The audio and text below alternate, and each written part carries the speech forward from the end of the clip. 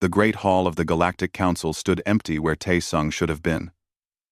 For 300 years, the human ambassador had never missed a meeting. His chair remained vacant as the other council members took their places. The reptilian delegate hissed something about human unreliability. The insectoid representative clicked its mandibles in agreement. They waited 15 minutes, then began without him. Nobody thought much of it at first. Perhaps there was a communication error. Perhaps Tae-sung was ill. The council had 46 other species to worry about. They moved through their agenda, discussing trade routes and border disputes.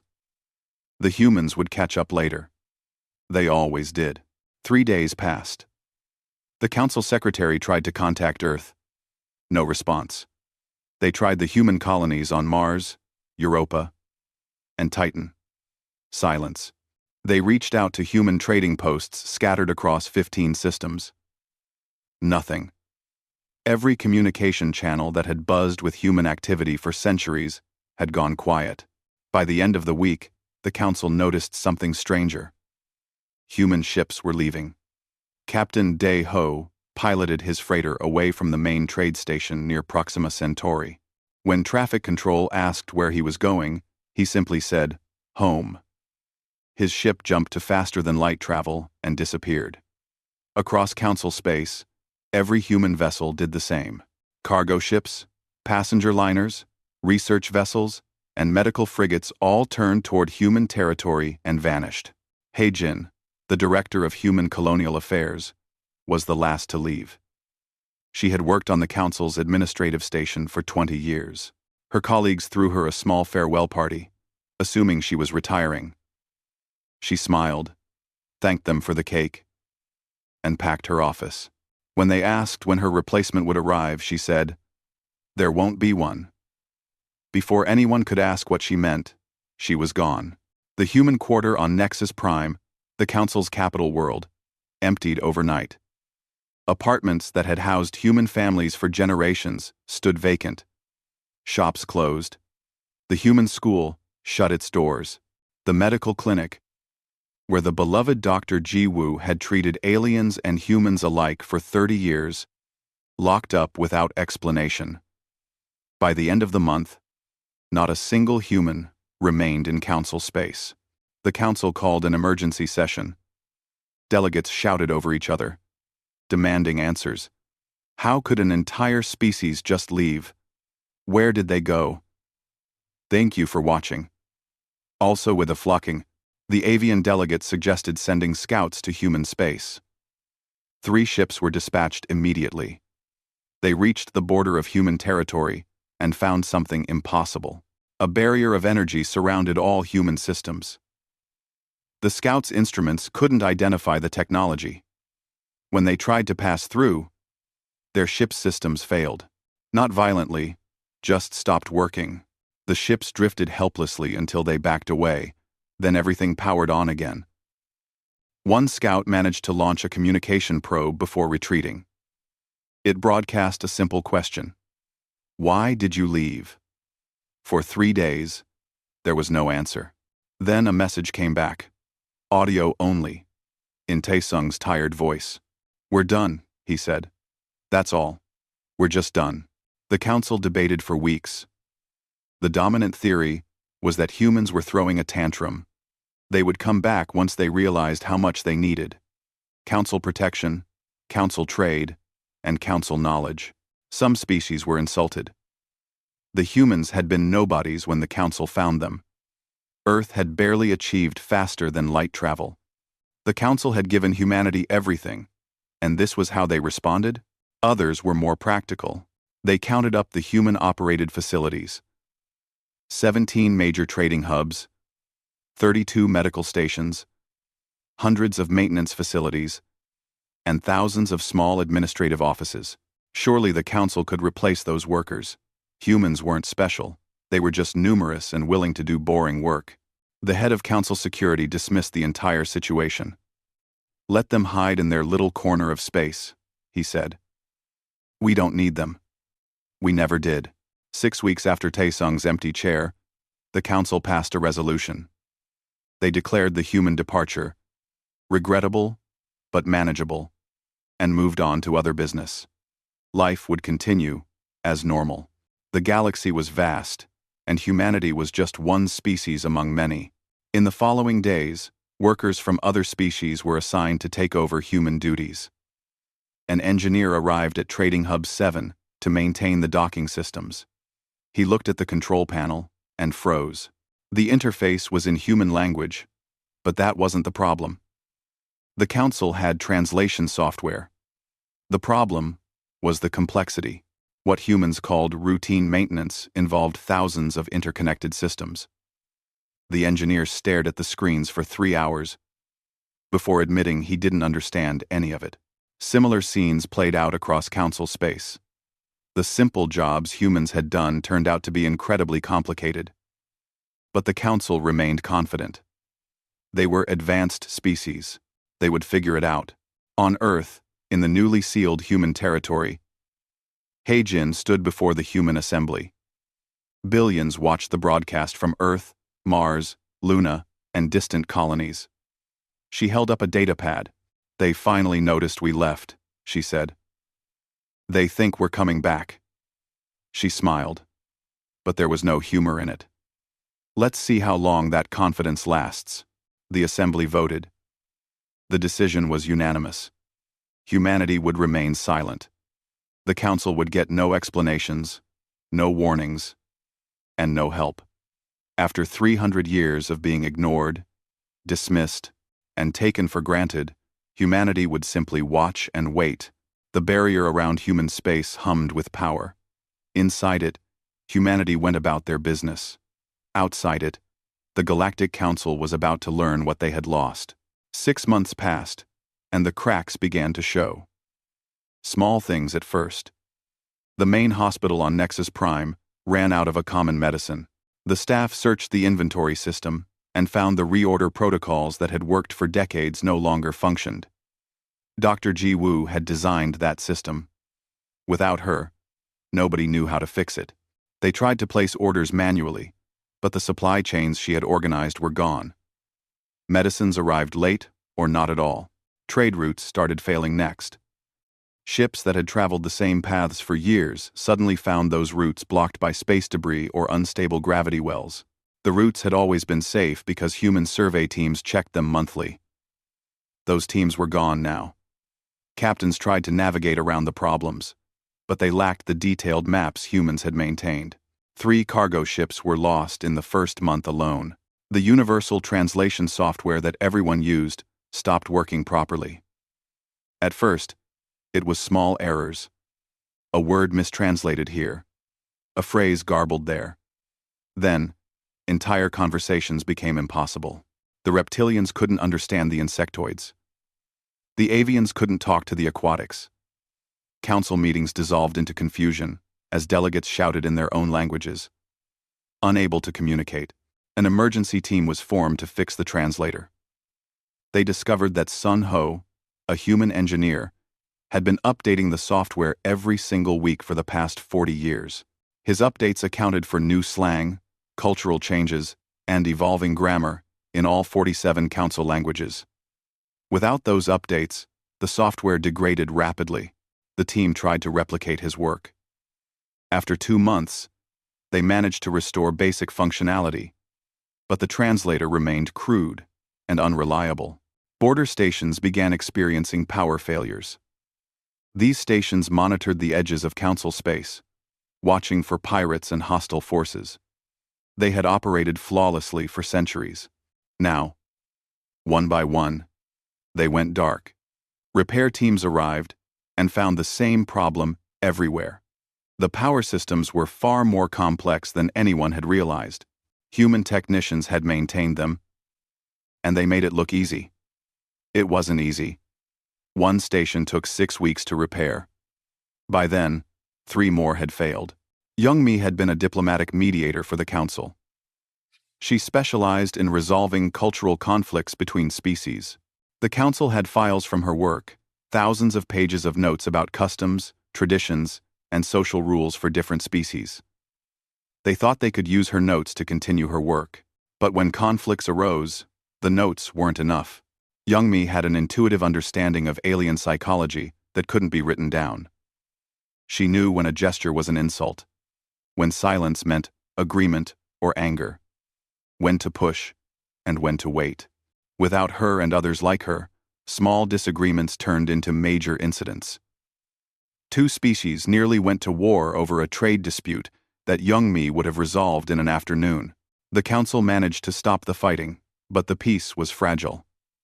3 more conflicts erupted in the following weeks. Council diplomats rushed from crisis to crisis, always one step behind. The economic models that predicted trade patterns and resource needs started giving wrong answers. Bora had designed those models. She was a logistics coordinator who understood the galaxy's economy better than anyone. Her models had prevented shortages and surplus waste for decades. Now the predictions were off by huge margins. Worlds ran out of food or were buried under excess supplies. The Council's economic advisors tried to adjust the models, but they didn't understand the underlying mathematics. Bora had simplified everything for them, presenting only the final numbers. Without her, they were lost. Agricultural stations across Council space reported crop failures. The stations grew food for billions of people using techniques developed by human scientists. Unseo had been the lead agricultural researcher. Her crop rotation systems maximized yields while keeping the soil healthy. She had spent 30 years perfecting those systems, testing thousands of combinations of plants and nutrients. The Council had her final reports, but not her research process. When they followed her instructions exactly, the crops grew well, but when any variable changed, a pest infestation, a temperature shift, they didn't know how to adapt. Entire harvests died. The Council held emergency meetings every week now. They created committees to address each problem. The committees created subcommittees. Reports piled up on desks. Everyone agreed something had to be done. Nobody knew what to do. They were the most advanced species in the galaxy, or so they had always believed. How could humans, whom they had considered helpful but unremarkable, be so difficult to replace? Some council members began looking through historical records. They discovered something disturbing. Over the past 300 years, humans had been present at the resolution of almost every major crisis. They had negotiated peace treaties, designed safety systems, reorganized trade networks, and solved technical problems. But in the official records, humans were rarely mentioned. Credit went to the council leaders who approved the human solutions, not to the humans who created them. A junior researcher found a suppressed report by Insu, a human historian. The report documented humanity's contributions to the Council in careful detail. It showed that humans had prevented multiple wars, saved millions of lives through medical advances, and designed infrastructure that held the Council together. The report had been filed away and forgotten. Now it was being read by Council members who were starting to understand what they had lost. The Council tried again to contact humanity. They sent formal requests, then urgent pleas, and finally desperate demands. All were ignored. The barrier around human space remained impenetrable. Automated defense systems destroyed any probe that got too close. Once, a message got through. Just 3 words in text. Figure it out. After 6 months, the Council's confidence was gone. They were no longer certain humanity would come back. Worse, they were no longer certain they could survive without humanity. The galaxy that had seemed so stable and prosperous was falling apart, and the species that had held it together had left without a word of warning. In the council chambers, delegates who had dismissed the human departure as a minor inconvenience now spoke in worried tones. How long could they last?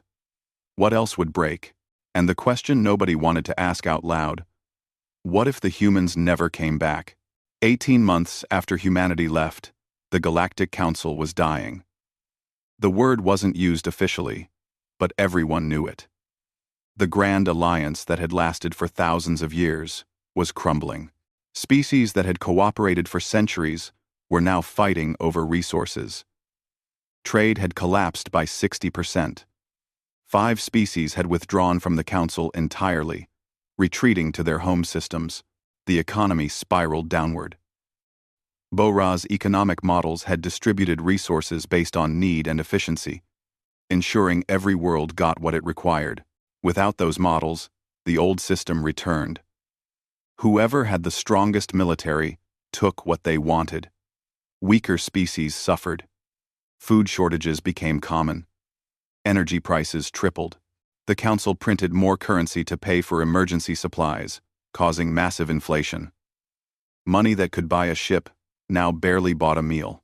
Pirate attacks increased by 400%. The monitoring systems that humans maintained had kept space lanes safe. Those systems were gone. Now, pirates operated freely, knowing the Council couldn't track them. Trade ships hired mercenaries for protection, making goods even more expensive. Some species stopped trading altogether, trying to become self-sufficient. It didn't work. Centuries of specialization meant no species could produce everything they needed. The medical crisis grew worse. Jiwoo had designed universal treatment protocols that worked across species biology. Her protocols saved lives every day by identifying dangerous drug interactions and genetic incompatibilities. The Council had the protocols but didn't understand the science behind them. When new diseases appeared, they couldn't adapt the treatments. A plague broke out on 3 worlds, killing thousands before local doctors developed a cure through trial and error. Jiwoo would have solved it in days. The peace treaties Youngmi had negotiated were falling apart. She had included clauses for every possible dispute, written in language that all sides could accept. But the treaties were living documents that needed interpretation and updating. Without her, the species involved argued about what the words meant. Old grudges surfaced. Territory disputes reignited. 2 minor wars had already started. A third seemed inevitable. The agricultural disaster spread. Unseo's farming systems had fed billions, but they were failing across the galaxy. The Council hired agricultural experts from different species.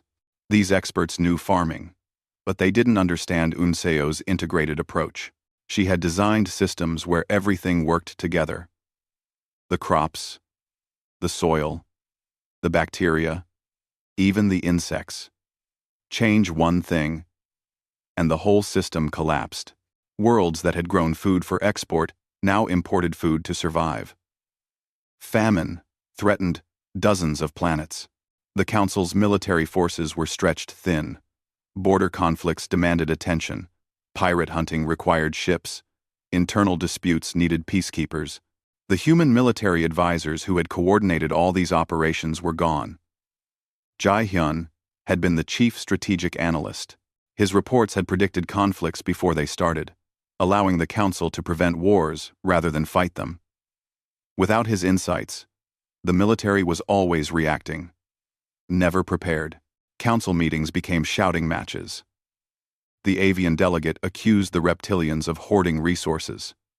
The insectoids claimed the aquatics were violating treaties. Everyone blamed everyone else.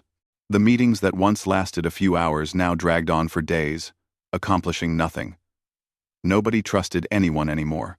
In desperation, the Council sent an envoy to human space. A ship carrying diplomats from 5 species approached the barrier. They broadcast messages of friendship, offers of trade, and requests for negotiation. The barrier didn't respond. They tried for 3 days. Finally, the automated defenses activated. The ship's weapons were disabled, its engines shut down, and it was pushed gently but firmly back into Council space. The message was clear. Go away. The Council tried again, sending a small, unmanned probe with a recorded message. This time, the probe was allowed through the barrier. Hope surged. Then the probe sent back what it found. Absolutely nothing. No response, no acknowledgement, just silence. The probe drifted in human space for a week before the Council recalled it. Then, unexpectedly, a message came from Earth. It was a recording. And it was from Tae-sung. The Council gathered immediately to watch. Tae-sung appeared on the screen, sitting in a simple office. He looked older, tired, but also, somehow lighter, as if a burden had been lifted. "You called us simple," he said quietly. "For 300 years, we fixed your problems, maintained your systems, and kept your peace. We asked for representation on the council. You voted no, 46-1. We asked for credit for our work. You gave it to your own leaders. We asked for fair payment. You said we should be grateful for the opportunity to serve." He paused, looking directly into the camera. "We kept records. Every slight, every dismissal, every time we were called useful instead of essential, every time our ideas were stolen and credited to others, every time we were told to be quiet and let the adults talk. We kept all of it. You thought we didn't notice. We noticed everything. We're patient. And we're polite. But we're not stupid. We built your infrastructure. We solved your conflicts. We fed your people. And you never once said thank you. You just expected us to keep working." His expression hardened. "We're done explaining. We're done asking for respect. We're done being invisible while you take credit for our accomplishments. Figure it out yourselves. You're advanced species. You're smart. You'll manage." The recording ended. The council chamber erupted in chaos. Some delegates were angry, demanding military action. Others were frightened, recognizing the truth in Taesung's words. A few, a very few, looked ashamed. The head of council security stood and called for order. "We should breach their barrier," he declared. "They're in violation of council law by refusing contact. We have the right to respond with force." An old delegate, one who had served for centuries, stood slowly. "With what ships?" she asked. "Half our fleet is broken. The maintenance crews were human, and if we did attack, what would we find? They built that barrier in secret. What other weapons do they have that we don't know about?" One. The chamber fell silent. They were thinking about the barrier, about technology that could disable ships without destroying them. They were thinking about how humans had seemed so simple, so ordinary, while hiding capabilities the council never suspected. They were thinking about what might happen if they picked a fight with a species they had spent 3 centuries underestimating. The council was desperate, and desperation was turning into fear. They had always believed they were superior. Now, they were beginning to understand they had been wrong. 3 years after the humans left, 5 council species were facing extinction. Not from war or plague, but from simple environmental collapse. Their worlds were dying, and nobody knew how to save them. The human environmental engineers who had maintained planetary ecosystems were gone. The council had never realized how much work those engineers did. Quietly adjusting atmospheric processors, managing water cycles, and preventing the slow poisoning of air and soil that came from industrial civilization. The aquatic species of Thalor Prime was the first to face disaster. Their ocean world had been perfectly balanced for generations. Then, the oxygen levels began dropping. Marine life died in massive numbers. The Thalori people, who lived underwater, found themselves gasping. They called in experts from other species. The experts looked at the atmospheric processors and the ocean circulation systems and threw up their hands. The systems were too complex, too interconnected. They needed human engineers. The humans weren't coming. In desperation, the Thalori searched through old records. They found maintenance logs kept by a human engineer named Sunho. His notes seemed simple at first. Adjusted processor 7 by 0.3%. Increased flow in Sector 9. But when they tried to replicate his adjustments, nothing worked right. They realized his simple notes were shorthand for incredibly complex calculations he did in his head. Sunho had been maintaining their entire world's ecosystem, and they had never thanked him once. Now their children were dying, and he was gone. Similar disasters unfolded across council space. Worlds that had seemed stable for centuries revealed themselves to be maintained by constant human intervention. The council had thought their technology was advanced. It was advanced. But it was also fragile. Humans had spent 300 years fixing the cracks before they became disasters. The council leadership finally ordered a complete audit. They brought in researchers from every species to go through the archives. What they found shocked them. A young analyst discovered reports that had been suppressed for decades, research by the human historian Insu. His work documented everything. Insu's research showed that 94% of interspecies conflicts had been resolved by human mediators. 78% of critical infrastructure was maintained primarily by humans. 60% of breakthrough scientific research was published by humans, but the credit went to alien supervisors. Humans had prevented 34 wars through careful diplomacy. They had stopped 12 economic collapses through better financial models. They had saved billions of lives through medical advances. The numbers were devastating. But the individual stories were worse. The researchers found the case of Mi Young, a human who revolutionized quantum computing at age 16. Her breakthrough allowed faster-than-light communication across the galaxy. The council gave the award and recognition to her alien mentor, who hadn't understood the work. Mi Young received nothing. She was told she should be honored to help advance galactic science. They found Kyung Soo, who led disaster relief efforts for 40 years. He coordinated responses to earthquakes, floods, and industrial accidents across hundreds of worlds. He saved millions of lives.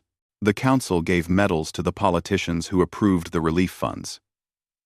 Kyung Soo's name appeared in the records as human support staff. He died in a rescue operation on a mining colony. 5 people attended his funeral. They found hundreds of similar stories. Humans who worked themselves to exhaustion and received no recognition. Humans who made breakthrough discoveries that were credited to others. Humans who died saving alien lives and were forgotten immediately. The council had used them up and thrown them away, over and over. For 3 centuries, the researchers compiled their findings into a report. It was 3,000 pages long. The council leadership read it in silence. Some closed their eyes in shame. Others grew defensive, insisting they hadn't known. But the report made clear that many had known. The information had been available. They had simply chosen not to look. It was easier to believe humans were just helpful servants rather than essential colleagues. One section of the report dealt with council voting records.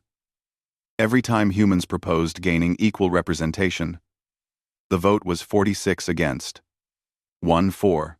The single vote in favor always came from the Thalori, the species now dying from environmental collapse. They had been the only ones to recognize what humanity offered. Now they were paying the price for the council's blindness. The military reviewed their own records. They discovered that human defense systems were far more advanced than anyone knew. The barrier around human space wasn't just a shield. It was adaptive, intelligent, and apparently unbreakable. Analysis suggested it was at least 500 years beyond council technology. Humanity had possessed this capability all along. They had never mentioned it. They had never threatened anyone with it. They had simply worked alongside the council species, helping and receiving nothing but dismissal in return. The council called another emergency session. The chamber was half empty. So many species had withdrawn. Those who remained looked exhausted. The evidence was undeniable now. They had failed humanity. And humanity had carried the entire galactic civilization on its back while being treated as second-class citizens. A motion was proposed. Breach human space by force and demand they return to their duties. The vote failed spectacularly. Only 3 delegates supported it. Everyone else recognized it would be suicide. If humans had hidden technology like the barrier, what else did they have? More importantly, did the council have any moral right to demand anything? Another delegate stood. Perhaps we should consider, she said carefully, that we were wrong. Perhaps we should apologize. The chamber fell silent. Apologize? The Great Galactic Council? Apologize to humans? The idea seemed impossible. They were the advanced species. They had brought humanity into galactic civilization. They had given humans everything, except they hadn't. The report made that clear. Humans had earned their place. They had contributed more than any 3 other species combined. They had asked for respect and received contempt. They had asked for recognition and received exploitation. The Council hadn't given humanity anything. Humanity had given the Council everything, and the Council had taken it for granted. In human space, surveillance systems detected the Council's research efforts. Heijin, now Earth's Prime Minister, read the reports with her cabinet. They discussed the Council's growing desperation. Some advisors argued for continued isolation. Others suggested negotiations. The debate lasted for weeks.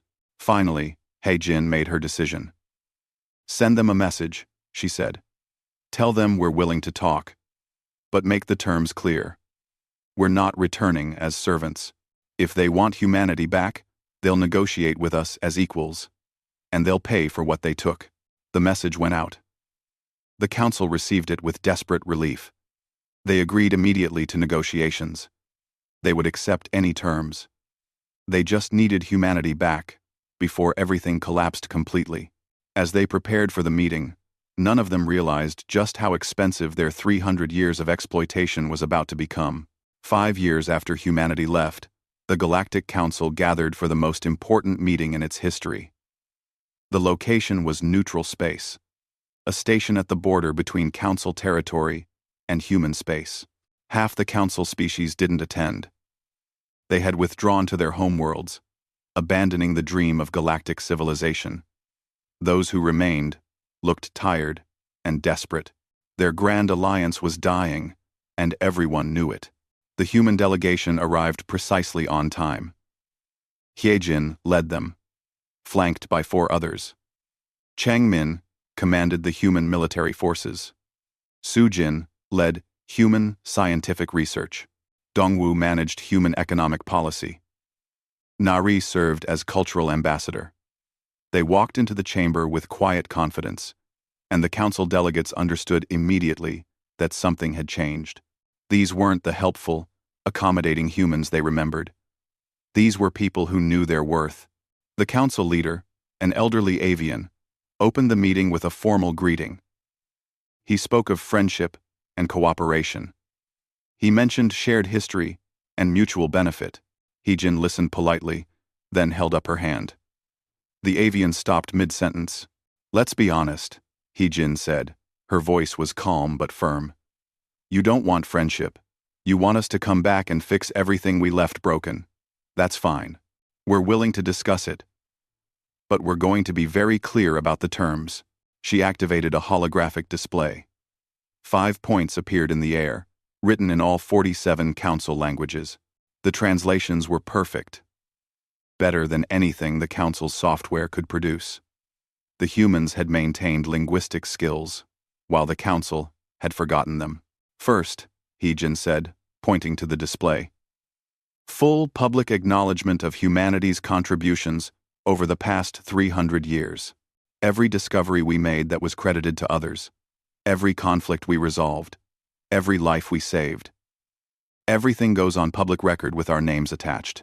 The Council delegates shifted uncomfortably. Public acknowledgement meant admitting they had lied. It meant rewriting history books. It meant explaining to their own people that the great achievements they were proud of were actually human accomplishments. "Second," Heijin continued, "reparations for stolen intellectual property. Our scientists made breakthrough discoveries. Your species took the credit and the profits. We want compensation. We've calculated the value of every patent, every medical treatment, every piece of technology.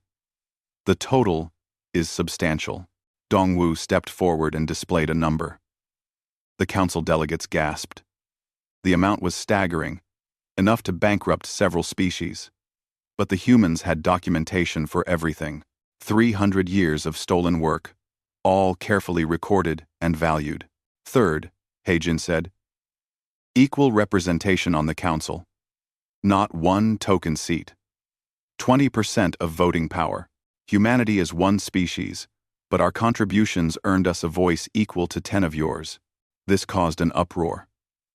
20%? That was impossible. That was too much power for one species.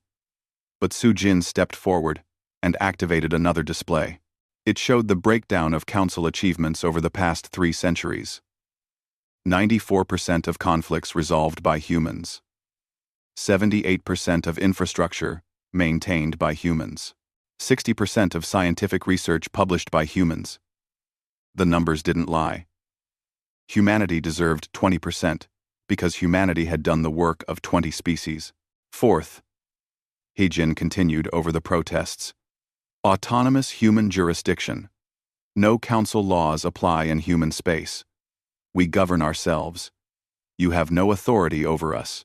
We cooperate because we choose to, not because you command it. Nari spoke up for the first time. For 300 years, you treated us like children. You made rules for us without asking what we wanted. That's over. We're equals or we're nothing. The 5th point appeared on the display. A permanent memorial. Heijin said softly. For the 2,847 humans who died serving the Council, while being denied basic rights. They died in rescue operations, in peace negotiations, in medical emergencies. They died helping you. You never honored them. We will. The chamber fell silent. The Council delegates looked at the terms and knew they had no choice. Without humanity, the Council was collapsing. 5 species were already facing extinction. Wars had broken out. The economy was in ruins. They needed human engineers, human doctors, human diplomats, and human scientists. They needed humanity more than humanity needed them. The elderly avian leader stood slowly. These terms are harsh, he said. His voice cracked with age and exhaustion. But they are fair. We failed you. We used you. We took your work and gave you nothing. On behalf of the Council, I apologize. We will accept your terms. Other delegates voiced agreement, some reluctantly, others with clear relief. The treaty was drafted immediately. Every term was included exactly as humanity demanded. The Council signed first. Then Heejin took the pen and signed for humanity. The agreement was complete. Changmin spoke for the first time. One more thing, he said. His voice was cold. Some of you discussed using military force against us, breaching our barrier, taking what you wanted. He activated his own display, showing recordings of Council military meetings. We heard everything. Our surveillance technology is centuries ahead of yours, just like our defensive systems. We could have destroyed your fleets at any time. We chose not to. Remember that. Remember that we're peaceful, but we're not weak. The message was clear. Humanity had the power to fight, but preferred to negotiate. However, that preference had limits. If the Council betrayed them again, the consequences would be severe. Over the following months, humans began returning to Council space. But everything was different now. Human engineers arrived to repair infrastructure, but they worked as consultants, not employees. They were paid fairly and credited properly. Human doctors restored medical systems, but their techniques were patented under human names.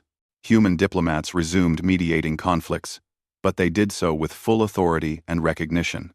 The memorial was built on Nexus Prime, in the center of the Council chambers. It listed every human who had died in Council service. The names were engraved in stone, 3 meters high. Delegates had to walk past it every day, a constant reminder of the people they had failed to honor while they lived. The reparations were paid over 10 years. Some Council species struggled with the cost, but humanity was flexible. They accepted resources, technology, and knowledge instead of currency. The exchange rebuilt trust slowly. Council species began to understand that humans weren't trying to punish them forever. They just wanted fairness. Trade routes reopened. The economy stabilized. Wars ended as human mediators negotiated peace. The environmental disasters were reversed as human engineers restored planetary systems. The Thalori people of the ocean world were saved. Their children could breathe freely again. They built their own memorial to Sun Ho, the engineer who had maintained their world for decades without thanks. They made sure his name would never be forgotten. 10 years after humanity left, Tae-sung stood before the council chambers. He was old now, ready to retire. But he had agreed to serve one more term as ambassador. The council had asked him personally. He walked to the front of the chamber, past the memorial, past the names of humans who had served and died. He took his seat, the seat that had been empty for so long. The council leader called the session to order. Before any business began, all 46 species stood. It was a gesture of respect, something they had never done before. Tae-sung stood as well, acknowledging the gesture. Then, everyone sat, and the work began. "We didn't leave because we hated you," Tae-sung said during the session. "We left because we finally loved ourselves enough to demand better. You learned that lesson the hard way. You lost us and almost lost everything. But you learned." He looked around the chamber at the representatives of species from across the galaxy. "Welcome to the new era," he said, "where everyone's contributions are recognized, where respect is given freely, where competence is rewarded, not exploited. This is what the council should have been from the beginning. This is what we'll build together. As equals." The council voted on the first resolution of the new era, a commitment to fairness and recognition for all species. The vote was 47 in favor, 0 against. For the first time in 300 years, the vote was unanimous. Humanity had taught the galaxy a lesson it would never forget. The quiet ones, holding everything together, deserved respect, not dismissal. Competence without recognition was slavery. And nobody would be slaves in this galaxy, ever again. Outside the chamber, in human space, life continued. Earth flourished. The colonies grew. Human technology advanced rapidly, no longer shared freely, but carefully guarded. They had learned their lesson too. They would help the galaxy, but never again at the cost of their own dignity. The barrier around human space remained, a reminder that humanity could leave any time. The council would never take them for granted again. The age of exploitation was over. The age of respect had begun.